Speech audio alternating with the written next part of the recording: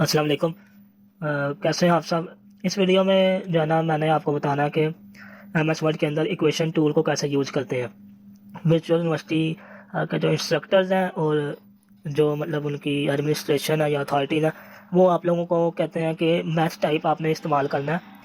उसमें मैथ के असाइनमेंट्स में या जो भी कोई और असाइनमेंट ऐसी हो जहाँ पे मैथ की इक्वेशंस वगैरह या सिंबल्स यूज़ हों, तो वो भी अच्छा टूल है। मैथ टाइप भी अच्छा टूल है, आपको आना चाहिए क्योंकि आपके एग्ज़ाम में वही यूज़ होना है। लेकिन आप जो है ना असाइनमेंट्स में जल्दी काम करने के लिए एम एस वर्ड के अंदर एक इक्वेशन टूल होता है, उसको यूज़ कर सकते हैं। आज वही मैंने आपको बताना है इस वीडियो में कि उसको कैसे यूज़ करना है। तो सबसे पहले तो आपने जो है ना इक्वेशन का प्लेस होल्डर जो है ना क्रिएट करना है। प्लेस होल्डर क्रिएट करने के लिए आल्ट का बटन दबा के आपने इक्वल का बटन दबाना है। इक्वल का बटन आपको बैक स्पेस के साथ जो है ना मिल जाएगा, जो स्टैंडर्ड कीबोर्ड है उसके अंदर बैक स्पेस के साथ होता है। उस बटन के ऊपर मतलब ऊपर करके प्लस लिखा होता है और नीचे करके इक्वल। तो आल्ट इक्वल दबाने से इक्वेशन का प्लेस होल्डर आएगा। प्लेस होल्डर कहता है जहाँ पे इक्वेशन लिखनी है उसकी जगह। तो आल्ट इक्वल प्रेस किया मैंने, ये आपका इक्वेशन का प्लेस होल्डर आ गया। अब इसके बाहर अगर क्लिक करें यहाँ पे, तो आपको नॉर्मल आपका ऊपर इंटरफेस जो नज़र आता है एम एस वर्ड का जो होम रिबन है, अगर इस प्लेस होल्डर के अंदर क्लिक करें तो आपके पास ये एक नई टैब आ जाती है, नया एक रिबन आ जाता है इक्वेशन का नाम से। उसके अंदर ये सारी चीज़ें हैं आपको नज़र आ सकती हैं। सबसे पहले बात करते हैं फ्रैक्शन की। फ्रैक्शन कैसे लिखना है, ये आपको इधर स्ट्रक्चर्स की कैटेगरी के अंदर ये सबसे पहला जो ऑप्शन है हमारा फ्रैक्शन का, इस पर हम क्लिक करते हैं तो ये फ्रैक्शन का प्लेस होल्डर है। इस स्टाइल से भी फ्रैक्शन आप लिख सकते हैं। अगर ये ऐसे आपने स्टाइल लिखना कि तिरछी लाइन और राइट लेफ्ट साइड पे न्यूमिनेटर और राइट साइड पे डिनोमिनेटर, इस तरह का भी आप लिख सकते हैं मतलब डायगोनल स्टाइल में। और ये बिल्कुल स्ट्रेट स्टाइल है, मतलब एक लेफ्ट साइड पे न्यूमिनेटर फिर स्लैश यानी डिवीजन का साइन फिर राइट साइड पे डिनोमिनेटर, ये भी स्टाइल है। और ये एक जो है ना स्मॉल तरीके से लिखने का, ये आप तब यूज़ करता है जब आपने क्वेश्चन के अंदर फ्रैक्शन लिखना हो, ना कि अलग से एक इक्वेशन में लिखना हो। वो भी मैं आपको बताता हूँ। सबसे पहले इसकी बात करते हैं, इसको हम चूज़ कर सकते हैं। अच्छा, जब कभी आपने डिफरेंशिएशन वगैरह या डेरिवेटिव्स की इक्वेशन लिखनी हो, तो वो नीचे उसके लिए कॉमन फ्रैक्शन ये यूज़ हो रहे हैं, डी वाई और डी एक्स। आप इसी पे क्लिक करेंगे तो आपका फ्रैक्शन इधर आ जाएगा। इसी तरह ये delta delta y by delta x. इसी तरह ये पार्शल जो है ना डेरिवेटिव है, partial y over partial x. इसी तरह ये जो है ये आपका है, ये भी पार्शल के लिए यूज़ होता है, लेकिन दूसरा है सिंबल है। और ये पाए की जो है ना आपकी मतलब अगर आपने पाई यूज़ करना फ्रैक्शन में तो आप ये यूज़ कर सकते हैं। हम इसको क्लिक करते हैं तो इसको क्लिक करने के बाद हमारे पास ये फ्रैक्शन का प्लेस होल्डर आ गया। इसमें हम अपना कोई भी लिख सकते हैं। मिसाल का 2/3 लिखना, 2 लिख के मैंने नीचे वाली एरो की प्रेस किया तो वो नीचे आ गया सिलेक्शन, और नीचे 3 लिख दिया मैंने, ये आपका फ्रैक्शन आ गया। अब इसके आगे आप सिंबल लगा सकते हैं प्लस मल्टीप्लिकेशन का। आपको इसमें नज़र आ रहे हैं सिंबल्स की कैटेगरी के अंदर ये प्लस माइनस इकट्ठा साइन है। इसके बाद ये डिवीजन का साइन है, यहाँ पे प्लस का साइन आपको नज़र नहीं आ रहा तो आप खुद जो है ना प्लस लिख सकते हैं। कीबोर्ड के अंदर आपका जो प्लस का साइन है, राइट साइड पे जो न्यूमेरिक पैड होता है, जो जिसमें लंबा एंटर किया मतलब वर्टिकली लंबा नहीं है, सॉरी हॉरिजॉन्टली लंबा नहीं है, वर्टिकली लंबा है, तो उसके ऊपर ही प्लस का मतलब बटन है, वो भी जो है ना वर्टिकली लंबा है। उसको प्रेस करेंगे तो ये प्लस आ गया आपका। उसके बाद आपने इसमें जाते हैं, ये यहाँ पे जो है ना ये पावर्स वगैरह के लिए और सब्सक्रिप्ट्स के लिए यूज होता है, या आप कह लें बेसिस के लिए, जो लॉग में बेसिस होती है ना। तो मिसाल के तौर पे आपने एक्स स्केल लिखना है, तो इसको मैं इस क्लिक करूँगा तो ये एक प्लेस होल्डर आ जाएगा मेरा। यहाँ पे आकर मैं एक्स लिखूँगा और इसके ऊपर पावर लिख दूँगा स्केल। अच्छा, मिसाल के तौर पर कभी कभी ऐसे होता है कि आपके पास पहले से ही लिखा होता है, जैसे कि मैं ऐसे वाई लिख दूँ, आपने इसके ऊपर स्केल लगाना है। उसके लिए आपको क्या करना पड़ेगा, इसको सेलेक्ट करना पड़ेगा। मैं शिफ्ट दबा के लेफ्ट एरो की दबाऊंगा तो ये सिलेक्ट हो जाएगा। उसके बाद यहाँ से इसी में जाके इसी को ही प्रेस करेंगे तो ये वाई पहले से ही लिखा होगा, उसके ऊपर पावर लगाने के लिए प्लेस होल्डर आ जाएगा एक। ये मैंने लगाया तो ये आपका आ गया प्लेस होल्डर। इसके बाद मैं इधर पावर लिख दूंगा। उसके बाद आगे चलते हैं। यहाँ पे मैं मल्टीप्लिकेशन का सिंबल लगाना चाहूँगा तो वो यहाँ पे आपको नज़र आ रहा है, ये मल्टीप्लाई है। इस पर क्लिक करने से मल्टीप्लाई का सिंबल आ जाएगा। नेक्स्ट हमारे पास इसी में ही चलते हैं, तो आपने जो है ना बेस लगानी है। मिसाल के तौर पे कोई आपके पास वेरिएबल है ए, और सॉरी सुपरस्क्रिप्ट लगाएंगे, सबस्क्रिप्ट लगाएंगे, बेस लॉग में लगती है। तो आपके पास काफ़ी सारे वेरिएबल्स हैं, A1 A2 A3 A4। आपने A1 लिखना है तो आप इसको इधर क्लिक करेंगे, यहाँ पे A लिख देंगे, उसके साथ नीचे छोटा A1 लिख देंगे। इससे पता चलेगा ये A1 की वैल्यू यहाँ आएगी।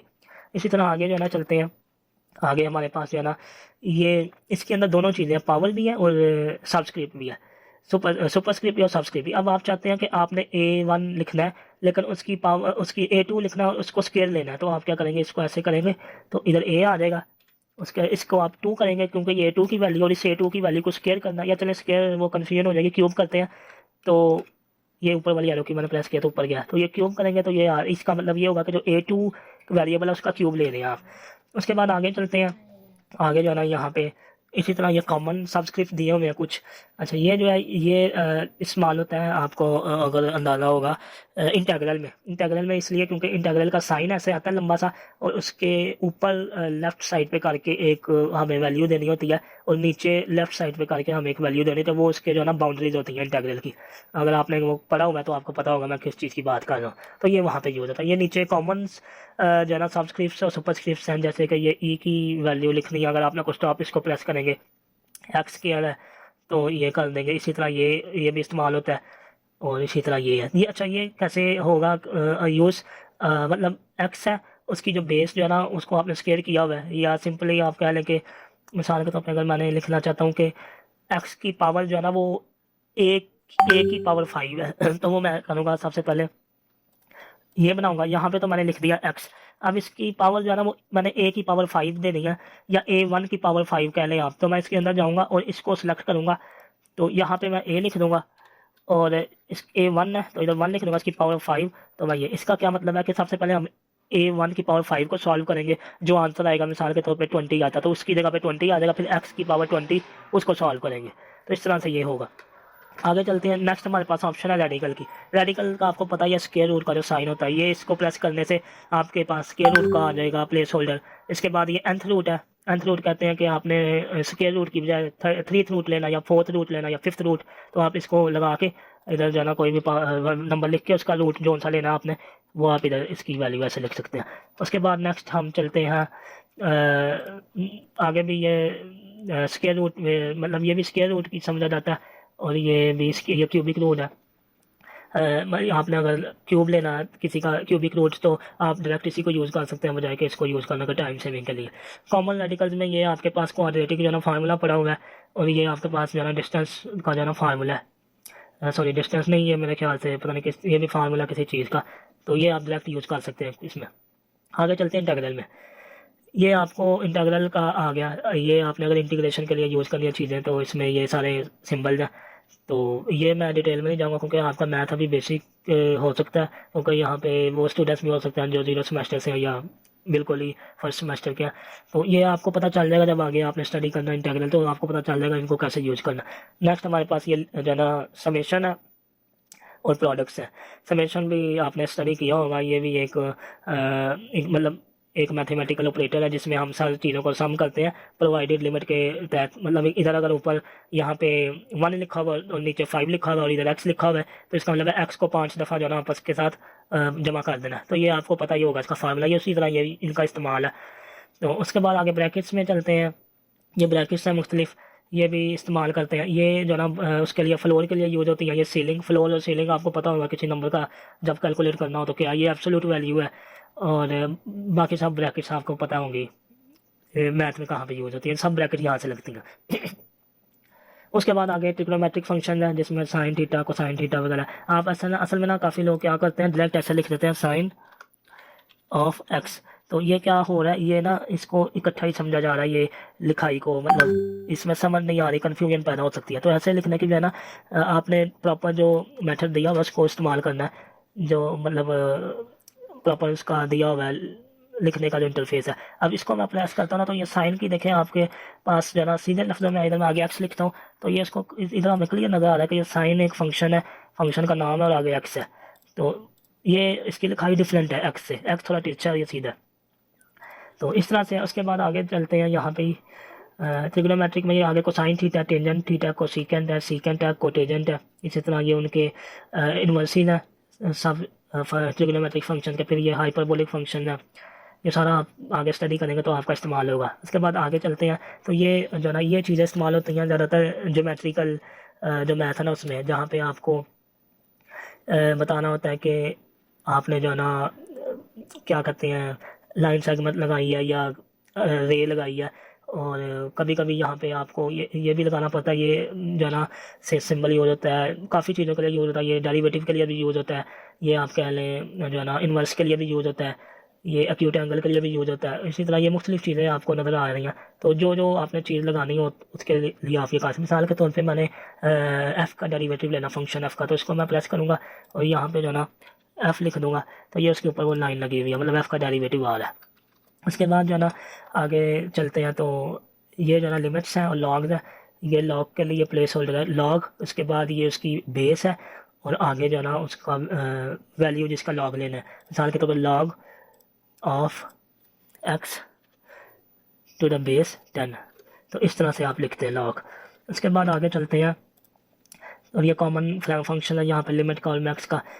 तो ये जो है ना ये लिमिट का भी आपको नज़र आ रहा है। मिसाल के तौर पर अगर हम करते हैं limit of x square as x approaches to zero. अच्छा, इधर एक्स अप्रोचेज टू जीरो के लिए एक्स आगे एरो और ज़ीरो लगाना पड़ेगा। तो सबसे पहले एक्स लिखते हैं, एरो आपको यहाँ से मिल जाएगा, ये राइट एरो है, इधर लेफ्ट एरो हमने राइट वाला लेना है, ये राइट आ गया, एक्स अप्रोचेज टू वो उधर लग गया, और ज़ीरो खुद लिख देना। तो ये आपकी लिमिट आ गई।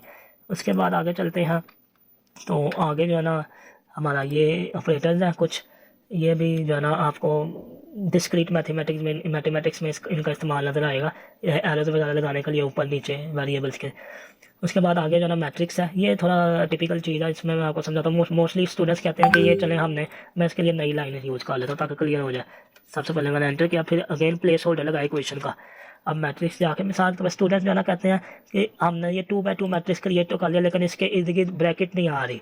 तो ब्रैकेट कुछ लोग लगाने की कोशिश करते हैं ऐसे खुद से, ये और ये, तो ये छोटी ब्रैकेट लग रही है। मिसाल तो इधर मैं लिखता हूँ 2 3 8 7। तो ये ब्रैकेट्स बहुत छोटी हैं, ये पता नहीं चला देख के कि ये मैट्रिक्स है या क्या है। तो ये तो मैंने वो लगाई है ना, ब्रेसेस लगाई हैं, सॉरी पैरेंथेसिस लगाई हैं, तो इसके लिए स्क्वायर ब्रैकेट्स यूज होते हैं, चले वो यूज़ कर लेते हैं। ये तो ये भी छोटी लगी है, तो ये पता नहीं चल रहा मैट्रिक्स का, या मतलब अच्छी फॉर्म नज़र नहीं आ रही। तो इसके लिए क्या करना, आपने ऐसे मैट्रिक्स बना के आपने मैट्रिक्स के स्टार्ट में आके पूरा सेलेक्ट करना है मैट्रिक्स को, और ऐसे, और यहाँ से आना ब्रैकेट्स में, और ये स्क्वायर ब्रैकेट्स को चूज़ करना, तो ये आपकी प्रॉपर मैट्रिक्स की ब्रैकेट्स लग जाएंगे, ठीक है। उसके अलावा अच्छा, कुछ स्टूडेंट्स कहते हैं कि चलें ठीक है, ये मैट्रिक्स तो हम यूज़ कर लें जो दिए हुए हैं, जैसे कि ये 3x3, लेकिन अगर हमारा मैट्रिक्स 4x3 आ जाए तो क्या करना है, इसमें तो ऑप्शन ही नहीं है 4x3 की। तो ऑप्शन है ज़रूर है, आपको बस थोड़ा हाँ यूज़ करना कॉमन सेंस। वैसे कॉमन सेंस तो मैं नहीं कहूँगा, ये प्रॉपर इसकी जो ना ट्रेनिंग होती है एमएस वर्ड की, उसमें ये सारा बता रहा था, लेकिन मैं आपको इसका बता देता हूँ कि 4x3 या बड़ा मैट्रिक्स 5x6 या 7x8 वो कैसे बनाना है। सबसे पहले तो आप इसको बनाए ना, ये 3x3 को, ये आ गया, फिर आपने इसको सेलेक्ट करना सारे को, और राइट क्लिक करना है, और यहाँ पे आपको ऑप्शन नज़र आ रही होगी लीनियर फॉर्म, ठीक है। ये आपको साथ नज़र भी आया। प्रोफेशनल में क्या है, वेरिएबल लिखा है, उसकी पावर लिखी है ऊपर, लेकिन लीनियर में किस तरह लिखेंगे, वेरिएबल लिख के उसके ऊपर ये कैरेट का साइन लगा के आगे पावर लिखेंगे, ये लीनियर फॉर्म है। तो इसको लीनियर फॉर्म में लेके आएंगे हम, ऐसे आगे, ठीक है। हमारा मैट्रिक्स क्या है 3x3। तो हमने ये कंसीडर करना है कि ये जो एंड है ना, ये हमारा वो है, क्या कहते हैं, कॉलम, मतलब टोटल रोज है, और ये एंड जो है ना ये हमारे पास जो है ना वो है, सॉरी एट जो हमारे पास ये कॉलम है। तो आपका ये ऐसे शुरू होता है, मिसाल के तौर पर इधर मैं एक और नीचे मैट्रिक्स आपको लगाता हूँ, ये। अब यहाँ पे ये देखें कि ये जो बॉक्स है ना, ये एक बॉक्स, ये एक एंड इस बॉक्स को रिप्रेजेंट कर रहा है, ठीक है। और ये जो एट है ना, ये आपके आगे स्पेस है, ठीक है। फिर ये एक बॉक्स और आगे एट स्पेस। अभी मैं अगर ऐसे लिखता हूँ कि एक और एट लिख के, और इधर मैं एंड लिख देता हूँ। अब मैं इसको जाके ज़रा प्रोफेशनल में कन्वर्ट करूँगा वापस। तो यहाँ पे आए, हम राइट क्लिक किया, प्रोफेशनल में गए, तो ये आपका मैट्रिक्स कितना हो गया, पहले था 3x3, अब ये 3x4 हो गया, ठीक है। आपने इसको 4x4 करना है, तो इसको वापसी हम करते हैं लीनियर में, और इसके आगे मैं एक एट लगा दूंगा, और मैं दोबारा इसको कन्वर्ट करता हूँ प्रोफेशनल में। तो नहीं सॉरी, एक सेकंड, इसको जो ना लीनियर में जाना, जाके वो एड्स तो रिमूव हो गया, 1 2 3 4 5, एक और आपने लगाना पड़ेगा यहाँ पे, एक सेकंड, मुझे यहाँ पे जो है ना 3 4 5 3/4 है, तो 3 के लिए जो है ना इसको यहाँ पे एक और एंड लगाना पड़ेगा, इधर भी और यहाँ पे भी, यहाँ पे भी, यहाँ पे। ये आपका इंक्रीज करेगा क्या इंक्रीज करेगा, कॉलम नंबर। तो अब इसको प्रोफेशनल में कन्वर्ट करते हैं। ये आपका आ गया 4/5, ठीक है। अब इसको दोबारा हम लिनियर में जाते हैं। अब आपको मैं समझाता हूँ क्या है। जितने नंबर एंड के आपके होंगे तो उससे एक नंबर ज़्यादा आपका क्या होगा, कॉलम नंबर। मिसाल के तौर पे 3 एंड है तो आपके 4 कॉलम होंगे। अगर मैं इसको रिमूव कर देता हूँ सारे एंड्स को, सिर्फ एट ही लगे रहने देता हूँ, तो ये आपका एक ही कॉलम होगा और टोटल रोज कितनी होगी, 1 2 3 4। इसको मैं कन्वर्ट करता हूँ तो प्रोफेशनल में, तो ये एक ही कॉलम है और उसमें रोज, सॉरी 4 नहीं 5 रोज है, ठीक है। तो ये आपने ध्यान रखना कि जितने, अगर मैं इसको 0 कर देता हूँ ना, इनको भी मिटा देता हूँ, आपका एक बॉक्स आएगा, ठीक है। एक बॉक्स का मतलब है एक कॉलम और एक रो। तो जितने एट है उससे एक नंबर ज़्यादा आपका होगा रो नंबर, मतलब रोज होंगी, और जितने एंड है उससे एक नंबर ज़्यादा आपका होगा कॉलम। तो हमने 6/5 बनाना है। तो ये चूंकि 4 ऐड हैं तो ये तो 5 हमारे पास तो रोज है, हमने अब 5 कॉलम करना है। 5 कॉलम के लिए हमें, सॉरी 6 कॉलम करने हैं, 6/5 बोला है। तो 6 कॉलम के लिए हमें 5 एंड लगाने पड़ेंगे, 1 2 3 4 5। तो मैं इसको कॉपी करके सारा उधर आगे पेस्ट करूँगा हर एड के बाद। तो 1 2 3 4, ठीक है। अब ये हम इसको प्रोफेशनल में कन्वर्ट करेंगे, राइट क्लिक करके। तो ये 6/5 आना चाहिए। देखते हैं अभी ये हमारा आ गया 6/5, 1 2 3 4 5 6 और 1 2 3 4 5, 6/5 मैट्रिक्स आ गया। इसी तरह इसमें जब ब्रैकेट लगानी है, ऐसे सेलेक्ट करना है इक्वेशन रिबन में आके, और इसके इर्द गिर्द ब्रैकेट ये लग गई हमारे, ये हमारा मैट्रिक्स आ गया। तो इस तरह से प्रोफेशनली मैट्रिक्स यहाँ एमएस वर्ड में इक्वेशन टूल के साथ बनाते हैं। अभी वापस चलेंगे हम इक्वेशन टूल में, नेक्स्ट हमारा ख़त्म हो जाता है। तो ये आपका था इक्वेशन टूल। सिंबल्स मुख्तलिफ आपको यहाँ से नज़र आएंगे। इसको खोलते हैं तो ये बेसिक मैथ है। इसको अगर हम चाहें ग्रीक लेटर्स में, ये आपको अल्फ़ा बीटा गामा वाले सिंबल सारे नज़र आ जाएंगे, लैम्बडा, और यहाँ पे आपको जो है ना ये फाई भी नज़र आ जाएगा।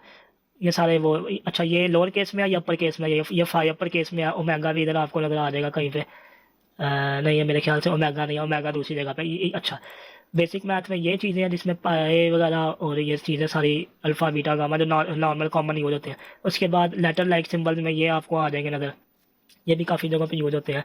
ये नेचुरल नंबर के लिए यूज होता है, ये रियल नंबर्स के लिए, नहीं सॉरी ये नहीं रियल के लिए, ये रियल नंबर के लिए यूज होता है। इस तरह ये सारे सिंबल है। उसके बाद आगे ऑपरेटर्स में आपको ये डिफरेंट ऑपरेटर नज़र आएंगे। ये रिलेशनल ऑपरेटर्स हैं, ये ग्रेटर दैन इक्वल टू और स्मॉलर दैन इक्वल, ये बाइनरी ऑपरेटर्स हैं सारे। और ये बेसिक बाकी समेशन वगैरह के जो ऑपरेशन होते हैं, ये एडवांस बाइनरी ऑपरेटर सारे आपको यहाँ से मिल जाएंगे। एरोज में जाइए, मुख्तलिफ किस्म के एरोज हैं जो यूज होते हैं मैथ में। निगेटिव रिलेशन में ये सारे कैंसिल आउट जो करते हैं, मिसाल के तौर पर इज़ नॉट इक्वल टू या इज़ नॉट स्मॉलर दैन, इस तरह ये सारे आपको नज़र आएंगे। उसके बाद स्क्रिप्ट्स में आपको जो है ना ये मुख्तलिफ सिंबल हैं, ये आपको नज़र आएंगे। और नीचे ज्योमेट्री में आपको, ज्योमेट्री में जो ये यूज होते हैं, ये राइट एंगल, ये एंगल है, और ये मेजर्ड एंगल, इस तरह ये ज्योमेट्री में यूज होते हैं सारे, ये नहीं। तो ये आपकी वीडियो थी जिसमें मैंने बता दिया आपको इक्वेशन टूल कैसे यूज़ करना है। तो अभी के लिए इतना ही, बाकी नेक्स्ट मेरी बाकी वीडियोज़ में बताऊँगा। अल्लाह हाफिज़।